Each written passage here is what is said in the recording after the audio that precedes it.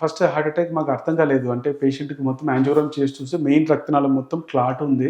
హ్మ్. మనం క్లాట్ తీస్తుంటే వస్తూ ఉంది. యూజువల్‌గా నార్మల్‌గా అంత చిన్న వయసులో అన్ని క్లాట్స్ రావు యాక్చువల్‌గా. హ్మ్. సో, అబ్బాయి అడుగుతూ ఉంటే ఎందుకు అలా అయింది ఏంది అని అడిగితే దెన్ హి వాస్ టెల్లింగ్ అంటే కాంపిటీషన్ స్మోకింగ్ సిగరెట్స్ ఎక్కువ ఎవరు కాలుస్తారని వాళ్ళ ఫ్రెండ్ కాంపిటీషన్ పెట్టుకొని నైట్ 9 నుంచి స్టార్ట్ చేసి they started smoking cigarettes actually.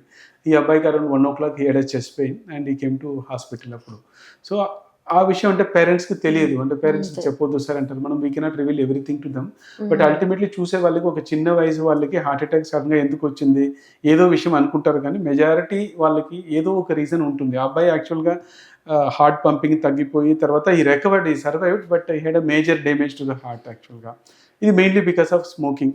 But అందరికీ తెలియదు ఇది స్మోకింగ్ వల్ల జరిగింది అని. సో, మనం చూపిచ్చేవాళ్ళు టీవీలో 80% ఆఫ్ ద పీపుల్ మనకు మీడియాలో చూపించే వాళ్ళందరికీ ఏదో ఒక రిస్క్ ఫ్యాక్టర్స్ ఉండవచ్చు. ఆ రిస్క్ ఫ్యాక్టర్స్ అంటే అది పేరెంట్స్‌కి చిన్న వయసులో హార్ట్ ప్రాబ్లమ్ వచ్చి ఉండవచ్చు. హ్మ్.